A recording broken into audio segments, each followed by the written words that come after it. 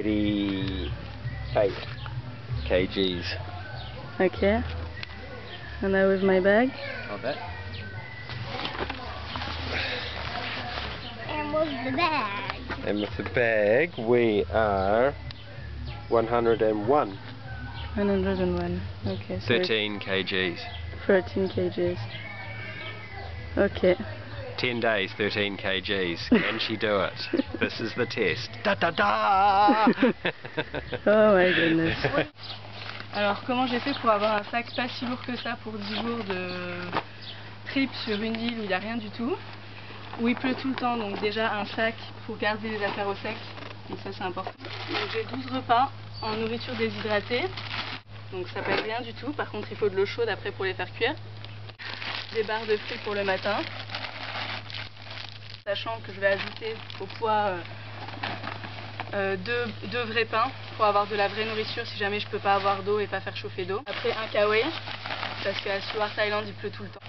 Un vrai pull chaud, surtout pour dormir je pense, parce que les nuits vont être très froides. Après j'ai une tente si je dois m'arrêter entre deux huttes parce que j'ai mal au dos, j'ai plus envie de marcher, ou il se met à pleuvoir subitement et je dois arrêter de marcher. Donc une tente qui pèse que 1,5 kg.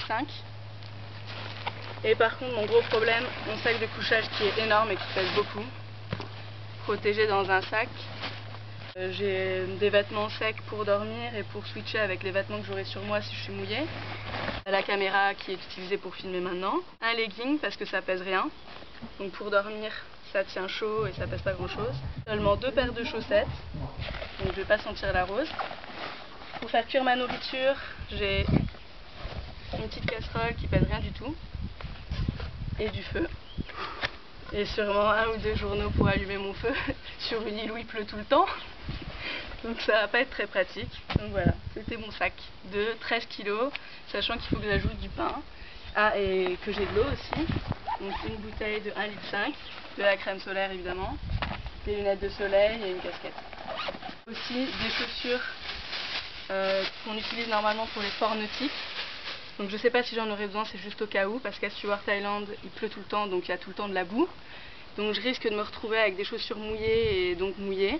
Je pense que si jamais j'ai des passages avec de la boue, j'échangerai avec ces chaussures pour garder toujours une paire de chaussures sèches pour ne pas tomber malade.